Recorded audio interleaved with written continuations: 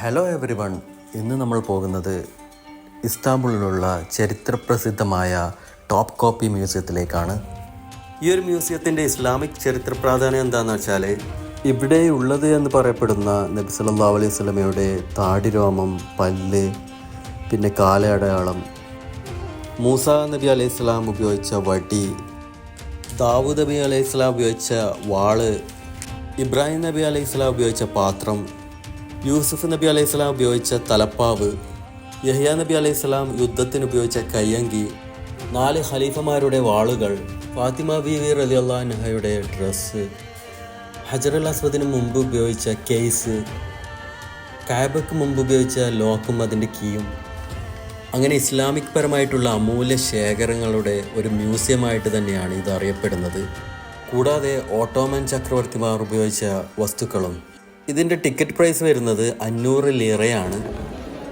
600 വർഷത്തിൻ്റെ പഴക്കമാണ് ഈ ഒരു കൊട്ടാരത്തിന്, അഥവാ ഇപ്പോൾ മ്യൂസിയമായിട്ട് അറിയപ്പെടുന്ന ഈ ഒരു കെട്ടിടത്തിനുള്ള പഴക്കം. യൂട്യൂബിൽ ഞാൻ നോക്കിയപ്പോൾ ഒട്ടുമിക്ക ഇൻഫ്ലുവൻസേഴ്സും പിന്നെ അവർക്ക് ഈ ഒരു ഇസ്ലാമിക് മ്യൂസിയത്തിൻ്റെ ഉള്ളിലേക്ക് വീഡിയോ അലോഡല്ല എന്ന് പറയുന്നുണ്ടായിരുന്നു. ഞാൻ പോയ സമയത്ത് അവിടെ സ്ട്രിക്റ്റായിട്ട് അവർ ക്യാമറ യൂസ് ചെയ്യാൻ പാടില്ല എന്നൊന്നും പറഞ്ഞിട്ടില്ല. അതിനാൽ എനിക്ക് ഒട്ടുമിക്ക ഇസ്ലാമിക് പരമായിട്ടുള്ള എല്ലാ വസ്തുക്കളുടെയും ഫോട്ടോയും വീഡിയോ എടുക്കാനും സാധിച്ചായിരുന്നു. അപ്പോൾ അവിടെ കണ്ട വസ്തുക്കളുടെ വീഡിയോസാണ് ഞാൻ ഇവിടെ ഷെയർ ചെയ്യുന്നത്. അപ്പോൾ അതിൻ്റെ സത്യാവസ്ഥ എന്ത് എന്നുള്ളത് എനിക്ക് ആധികാരികമായിട്ട് പറയാൻ പറ്റില്ല. ഈ ഒരു മ്യൂസിയം എന്ന് വെച്ചാൽ 1465 മുതൽ 1856 വരെയുള്ള 400 വർഷത്തോളം തുർക്കിയിലെ ഓട്ടോമാൻ സുൽത്താന്മാരുടെ കൊട്ടാരമായിരുന്നു. അക്കാലത്ത് രാജാക്കന്മാർ നടത്തിയിരുന്ന ഒട്ടുമിക്ക പൊതുചടങ്ങുകളും ഈ ഒരു കൊട്ടാരത്തിൽ വെച്ചായിരുന്നു നടത്തപ്പെട്ടത്. പിന്നീട് 1853 മുതൽ 1924 വരെ അവിടെയുള്ള ടോപ്പ് റാങ്കിലുള്ള ഓഫീസേഴ്സിനുള്ള അക്കോമഡേഷനായി മാറി. 1924 ഇതൊരു മ്യൂസിയമാക്കി മാറ്റിയത്. പഴയ കാലങ്ങളിൽ അവർ ഉപയോഗിച്ചിരുന്ന ക്ലോക്കുകളായിരുന്നത്. നിങ്ങൾക്ക് ഈ സ്ക്രീനിൽ നോക്കിയാൽ തന്നെ കാണാം ഈ ക്ലോക്കിൻ്റെ പേരും അതുപയോഗിച്ച വർഷവും. 1800 മുതലുള്ള ക്ലോക്കുകളാണിത്, അഥവാ ഓൾമോസ്റ്റ് 200-250 വർഷങ്ങൾക്ക് മുമ്പുള്ള ക്ലോക്കുകളായിരുന്നത്. ഒട്ടുമിക്ക ക്ലോക്കുകളും ഗോൾഡും ഡയമണ്ടും ഉപയോഗിച്ചാണ് അവർ നിർമ്മിച്ചത്.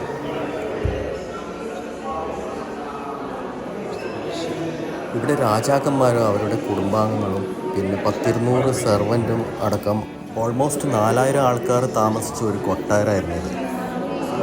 ഈ ഒരു കൊട്ടാരം സ്ഥിതി ചെയ്തതെന്ന് വെച്ചാൽ ഇസ്താംബുളിൽ ഹാഗിയ സോഫിയയുടെയും ബ്ലൂ മോസ്കിൻ്റെയും അടുത്ത് തന്നെയാണ്. ഇത് ഓൾമോസ്റ്റ് അവിടുന്ന് ഒരു 10 മിനിറ്റിൻ്റെ വാക്കിംഗ് ഡിസ്റ്റൻസ് മാത്രമേ ഉള്ളൂ.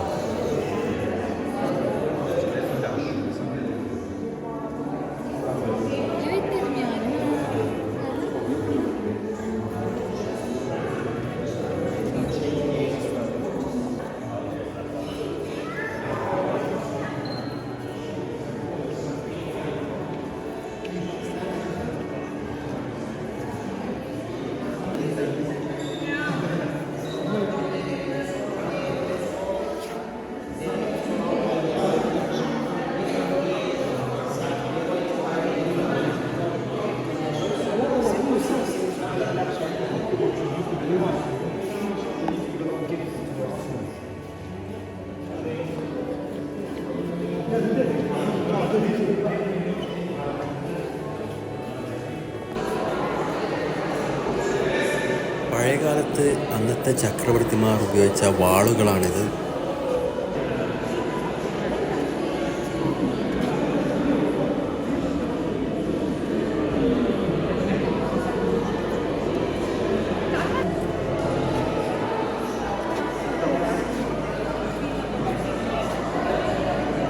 സാമ്പത്തികമായിട്ട് ടോപ്പിൽ നിൽക്കുന്ന രാജാക്കന്മാരായിരുന്നു അക്കാലത്ത് ഭരിച്ചിരുന്ന ഓട്ടോമൻ സുൽത്താന്മാർ. ആ ഒരു സാമ്പത്തിക പ്രൗഢി ഈ വസ്തുക്കളിലെല്ലാം നമുക്ക് കാണാം. ഈ ആയുധങ്ങളിൽ പോലും അവർ യൂസ് ചെയ്തത് സ്വർണവും ഡയമണ്ടും വെള്ളികളൊക്കെ ആയിരുന്നു. അക്കാലത്ത് ഉപയോഗിച്ച പല ടൈപ്പ് ഗണ്ണുകളാണിത്.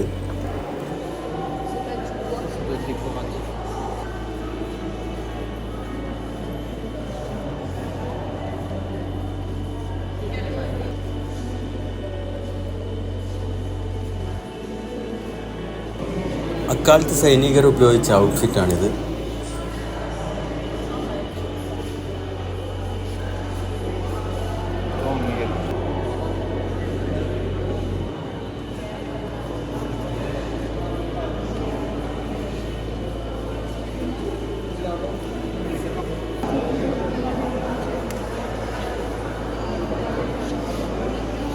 ഈ ഒരു വേഷമായിരുന്നു പഴയ കാലത്ത് സുൽത്താൻമാർ ഫോളോ ചെയ്തിരുന്നത്.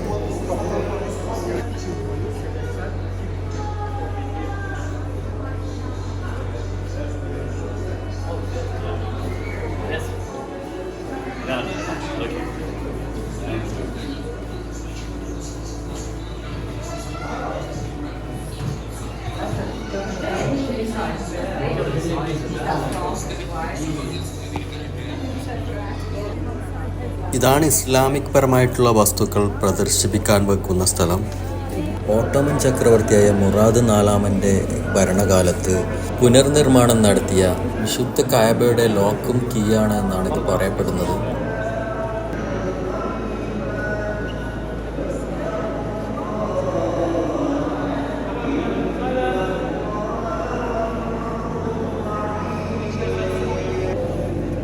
മൂസാ നബി അലൈഹി ഇസ്ലാമിൻ്റെ വടി എന്നാണ് ഇവിടെ മെൻഷൻ ചെയ്തിട്ടുള്ളത്.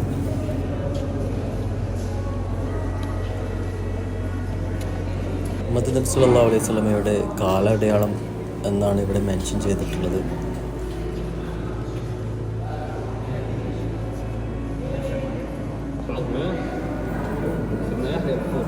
യഹ്യ നബി അലൈഹി ഇസ്ലാം ഉപയോഗിച്ച കയ്യങ്കി എന്നാണ് ഇത് അറിയപ്പെടുന്നത്.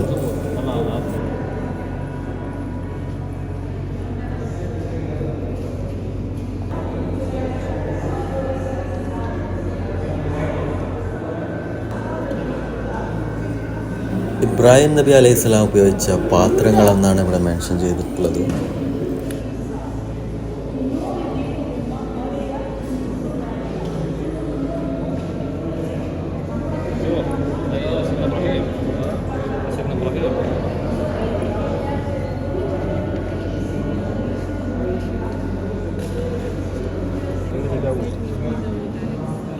ദാവൂദ് നബി അലൈഹി സ്വലാം ഉപയോഗിച്ച വാളാണെന്നാണ് ഇവിടെ എഴുതപ്പെട്ടിട്ടുള്ളത്.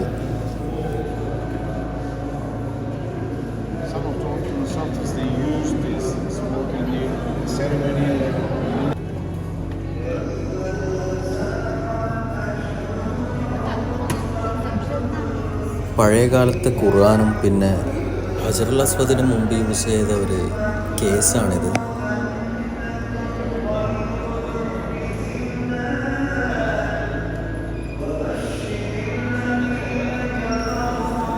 പത്തൊമ്പതാം നൂറ്റാണ്ടിലെ കഅബയുടെ രൂപം ഇങ്ങനെയാണെന്നാണ് പറയപ്പെടുന്നത്.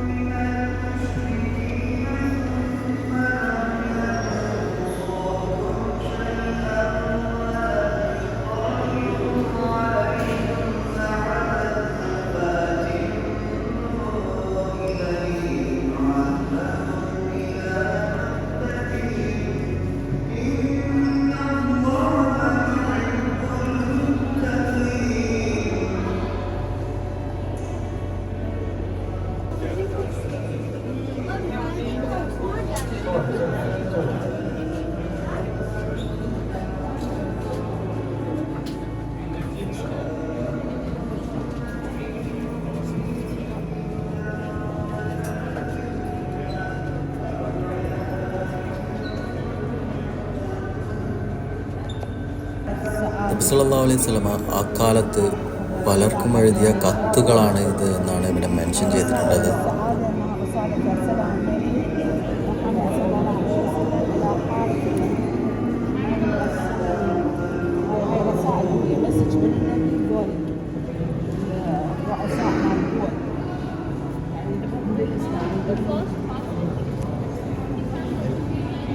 നബി സല്ലല്ലാഹു അലൈഹി വസല്ലമയുടെ താടിരോമം ഉൾപ്പെട്ട ഒരു ബോക്സാണ് ഇതെന്നാണ് ഇവിടെ മെൻഷൻ ചെയ്തത്.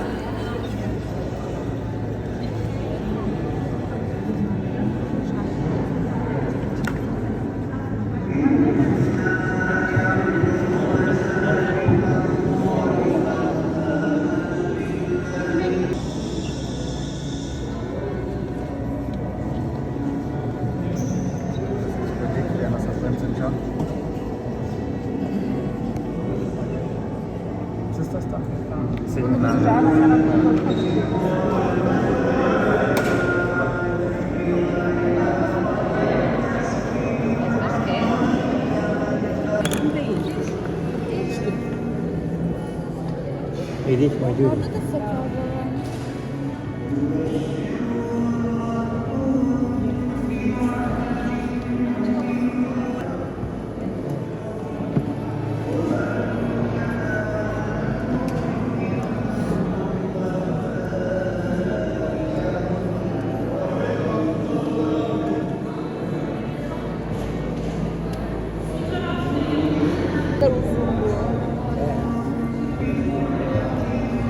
Teyemmüm taşı. നബി സല്ലല്ലാഹു അലൈഹി വസല്ലം ഉപയോഗിച്ച ചെരുപ്പ് എന്നാണ് ഇവിടെ മെൻഷൻ ചെയ്തിട്ടുള്ളത്.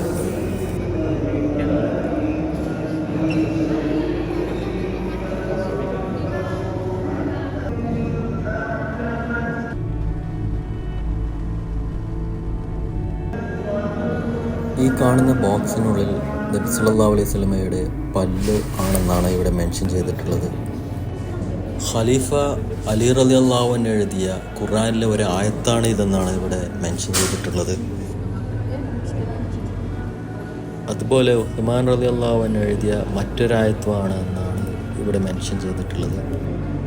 അബൂബക്കർ റളിയല്ലാഹു അൻഹുവിൻ്റെ താടി രോമമാണ് ഇതിലെന്നാണ് മെൻഷൻ ചെയ്തത്.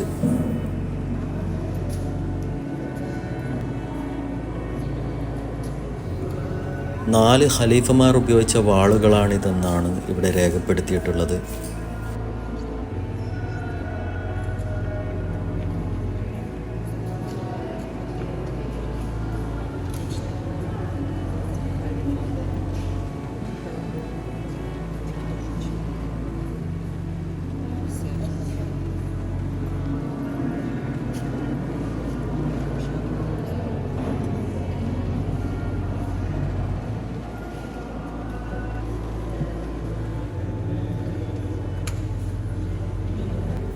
ഫാത്തിമ റളിയല്ലാഹു അൻഹയുടെ ബ്രൈഡൽ ഡ്രസ്സാണെന്നാണ് ഇവിടെ മെൻഷൻ ചെയ്തത്.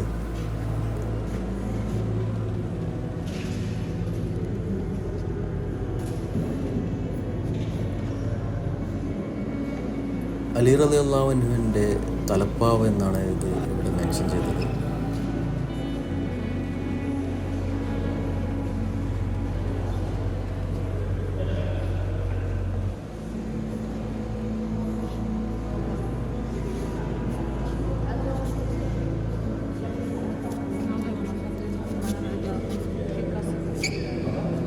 ഫാത്തിമ റളിയല്ലാഹു അൻഹ നെയ്തെടുത്ത ഒരു ഡ്രസ്സാണിതെന്നാണ് ഇവിടെ രേഖപ്പെടുത്തിയിട്ടുള്ളത്.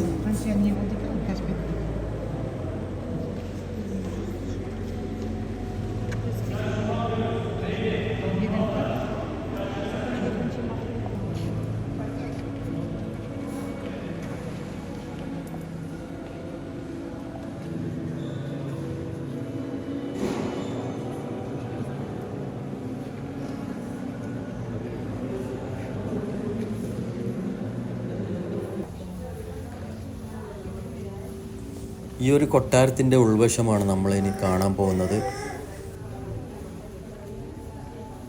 ഈ ഒരു മുറിയിൽ വെച്ചാണ് പണ്ടത്തെ ഭരണകാലത്ത് തന്ത്രപ്രധാനമായ ചർച്ചകളൊക്കെ നടന്നുകൊണ്ടിരുന്നത്.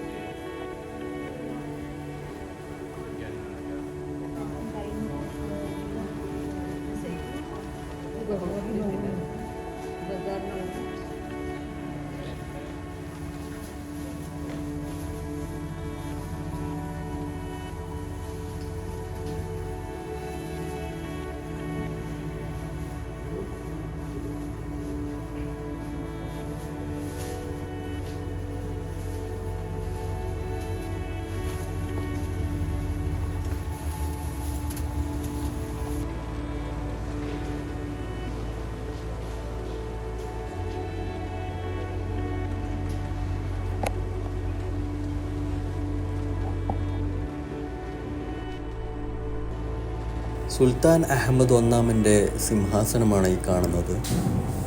വളരെയേറെ വിലപിടിപ്പുള്ള വജ്രങ്ങളും സ്വർണങ്ങളും വെള്ളികളും ഉപയോഗിച്ച് നിർമ്മിച്ചതാണിത്.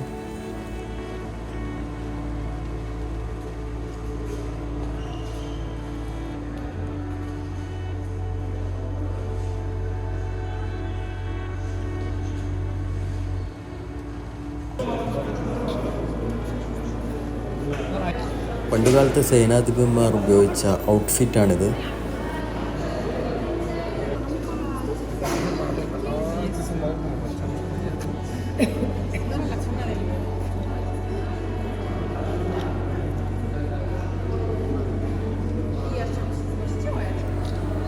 ഇതൊക്കെ അക്കാലത്ത് ഉപയോഗിച്ച ഗോൾഡിൽ തന്നെ കംപ്ലീറ്റ് തീർത്ത പെൻഡൻറ്റുകളാണ്.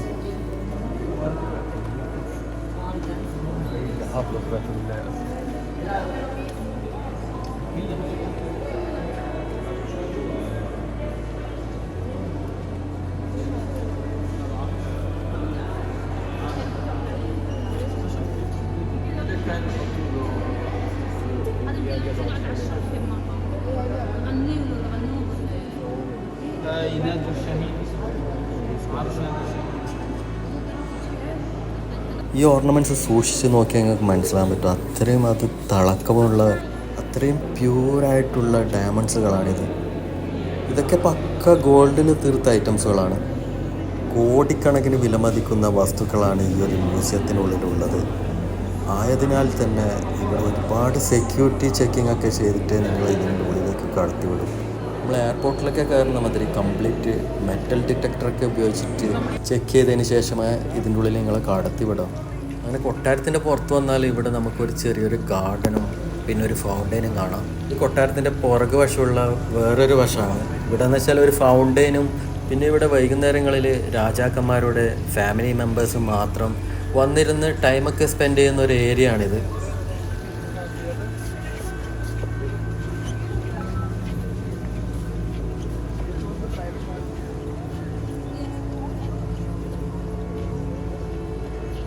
പിന്നെ ഇവിടുന്ന് കുറച്ചുകൂടി മുന്നോട്ട് പോയി കഴിഞ്ഞാൽ ഈ ഒരു ഏരിയയിൽ വെച്ചായിരുന്നു റമദാൻ മാസത്തിൽ രാജാക്കന്മാർ നോമ്പ് തുറന്നതൊക്കെ ഇവിടെ വെച്ചായിരുന്നു എന്നാണ് പറയപ്പെടുന്നത്.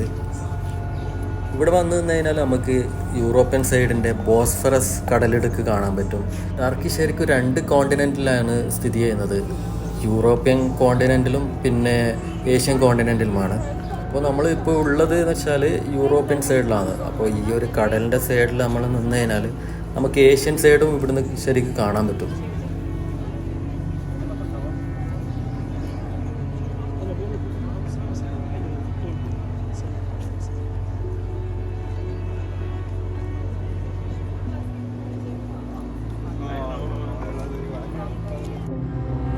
ഈ ഒരു ഏരിയ നല്ലൊരു ഗാർഡനൊക്കെ ആയിട്ട് നല്ലൊരു പച്ചപ്പ് നിറഞ്ഞൊരു ഏരിയ ആണ്. അതിപ്പോഴും അവർ നല്ല രീതിയിൽ മെയിൻറ്റെയിൻ ചെയ്തിട്ട് കൊണ്ടുപോകുന്നത്.